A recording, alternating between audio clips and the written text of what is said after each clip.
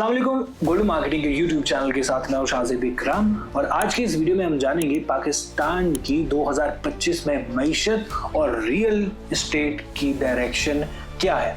जैसा कि आप जानते हैं कि ये दोनों चीजें बराह रास्त एक दूसरे से मुंसलिक हैं, यानी मईशत अगर उठेगी तो रियल एस्टेट इंडस्ट्री भी उठेगी। इस वक्त मईशत की बात करें तो मईशत के अशारिये खासे मुस्तहकम हैं, खासे पॉजिटिव जा रहे हैं, जिसका मतलब ये है कि पाकिस्तान में इस वक्त फॉरेन रिजर्व के ज़खायर बढ़ते चले जाते जा रहे हैं। पाकिस्तान में जो इकॉनमी है वो स्टेबल हो रही है, पेट्रोल की कीमतें स्टेबल हैं। इसके अलावा पाकिस्तान में जो इन्फ्लेशन है वो कम से कम होती चली जाती जा रही है और स्टॉक मार्केट है वो उठ रही है। तो ये तमाम तर अशारिये इस बात का सबूत देते हैं कि पाकिस्तान की मईशत रफ्ता रफ्ता एक स्लो पेस के साथ मुस्तहकम होती चली जाती जा रही है।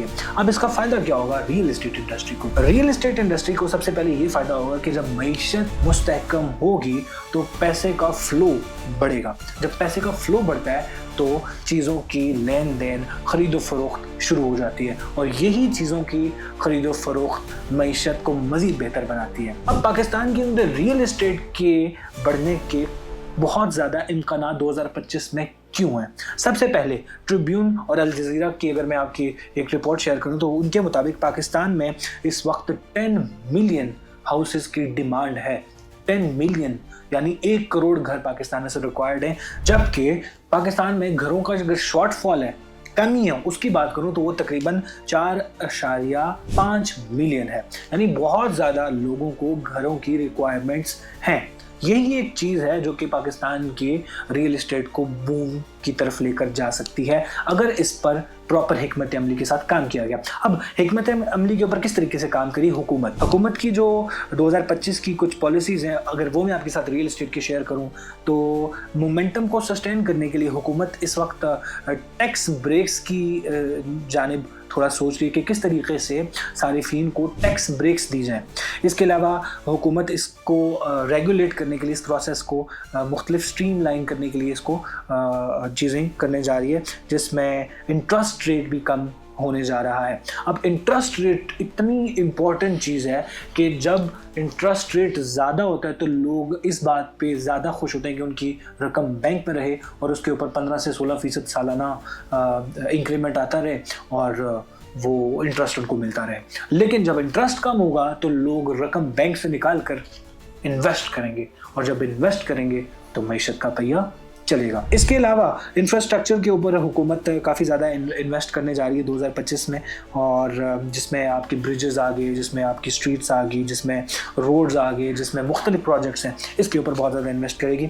पब्लिक प्राइवेट पार्टनरशिप को भी लेकर हुकूमत काफ़ी ज़्यादा सीरियस होने वाली है अगर 2025 की बात करें, यानी public private partnership real estate को लेकर। इसके अलावा फॉरेन इन्वेस्टमेंट भी हुकूमत अपनी पूरी कोशिश करी कि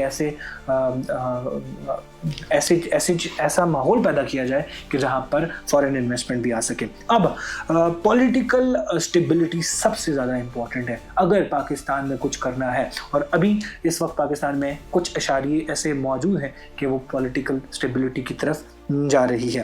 तो ये तमाम तर चीज़ें मिलकर पाकिस्तान को एक राइट ट्रैक पर लेके जा रहे हैं और उसके साथ साथ जो पाकिस्तान का रियल एस्टेट है उसको भी एक राइट ट्रैक पर लेके जा रहे हैं। और प्रेडिक्शन है कि पाकिस्तान का जो रियल एस्टेट का पोटेंशियल है 2025 में वो तकरीबन $2.8 ट्रिलियन का है। पोटेंशियल की बात की जा रही है और ये इतना ज़्यादा पोटेंशियल है कि पाकिस्तान का कर्जा छोड़ के पाकिस्तान के तमाम तर चीज़ें, तमाम तर जितने मसाइले सिर्फ रियल एस्टेट की इंडस्ट्री ही एक तरफ अगर अच्छे से खड़ी कर दी जाए तो यही हल कर सकती है। तो ये तमाम तर इशारे इस बात का सबूत देते हैं कि 2025 में अगर ये तमाम तर चीज़ें अच्छे तरीके से हुकूमत इम्प्लीमेंट करने में कामयाब हो गई, अगर इंटरेस्ट रेट को कट कर दिया गया, अगर फॉरेन इन्वेस्टमेंट को ले आया गया और ये तमाम तर चीज़ें अच्छे तरीके से होगी जो कि नज़र आ रहे हैं, तो पाकिस्तान की मईशत और उसके साथ पाकिस्तान का रियल एस्टेट बहुत ज़्यादा बूम की तरफ जा रहा है और यही चीज़ इस साल इन्वेस्टर्स को प्रॉफिट देगी। देखते रहें गोल्डन मार्केटिंग को। शुक्रिया।